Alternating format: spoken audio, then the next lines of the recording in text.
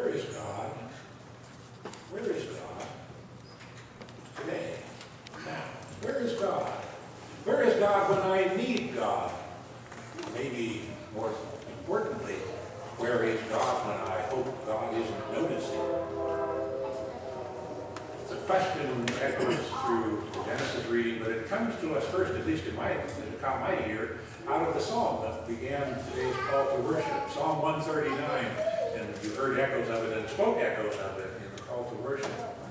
Where can I go from your spirit? The psalm writer asked. Where can I go from your spirit? And we don't know the context that created this psalm. We don't know exactly how the psalmist came to know what he do. But apparently somehow the psalmist had made some big journeys. He had gone east, he had gone west, he'd gone north, he'd gone south, he'd gone up, he'd gone down, he'd gone all these different directions, all these different places. And no matter where he went, what did he discover? No matter where he went, there was God's Spirit. There was God's Spirit. Now there's a $64 word that the theologians like to throw around to make them sound smart. They speak of this as God's omnipresence. God's omnipresence. Everywhere, like it or not, everywhere, want it or not, everywhere, even when we're trying to throw God out, God is present. Puts a new spin on all of the belly aching that some people are doing about the efforts that others are making to throw God out of the classroom, or throw God out of the city council chamber, or throw God out of the town square, or throw God out of the courthouse. The belly aching is nonsense. You can't throw God out.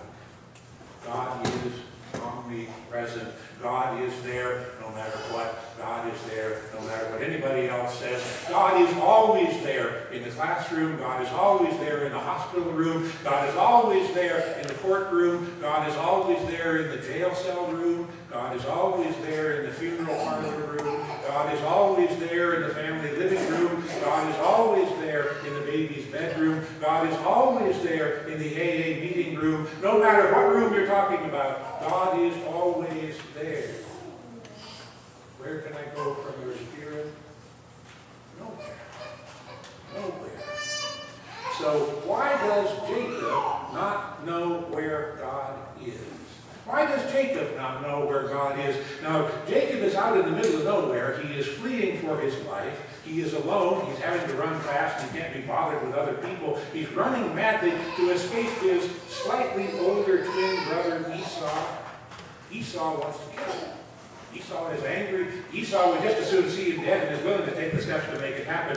You remember from the earlier story from last week that Jacob had conned Esau out of his birthright. That very important blessing was loaded with rich meaning and so on. Jacob had conned Esau out of the birthright, and when Esau finally figured out what he had given up, he was ready to kill his brother. Isn't that a time when people often find faith? Crisis time, desperation time, trouble time.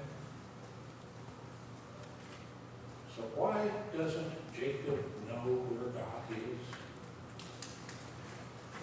Part of it is that Jacob has spent a lifetime not knowing where God is and making sure he doesn't know where God is. Now Jacob is a young man, so we're not talking about somebody who's been doing this for 50 or 75 years.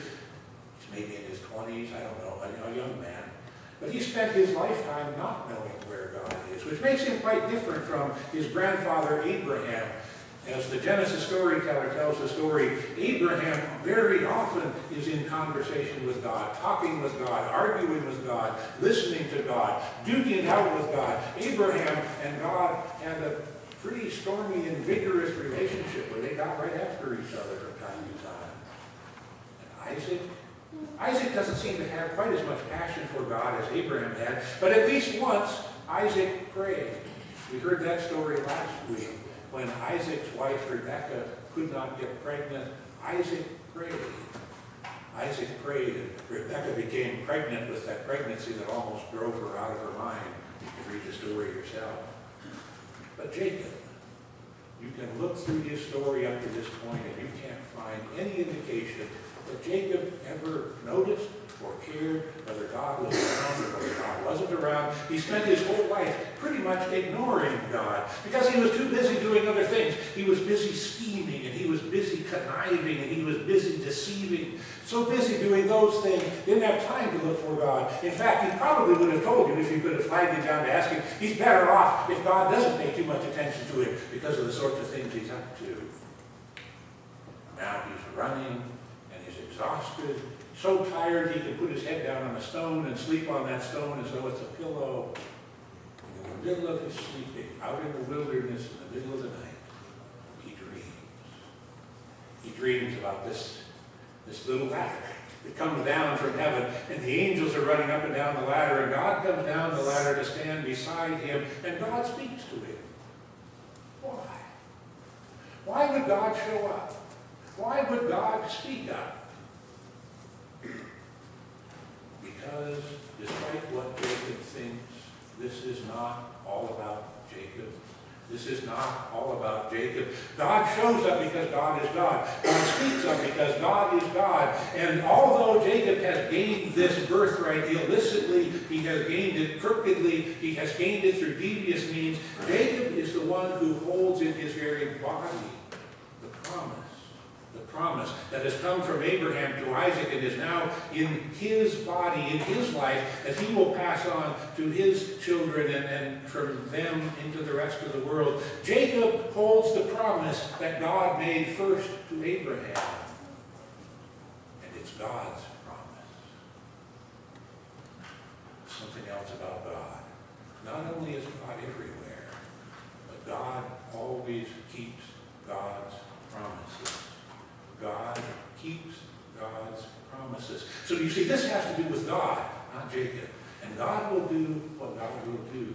And so God shows up in Jacob's dream. He shows up uninvited. He shows up unwanted. He shows up unhoped for. He shows up and he scares the daylights out of Jacob. He shows up and turns that campsite in the wilderness into Bethel. Bethel is a Hebrew word that means house of God. Beth is house, Bethel is God. This is the house of God, and Jacob discovers it and says, surely the Lord is in this place.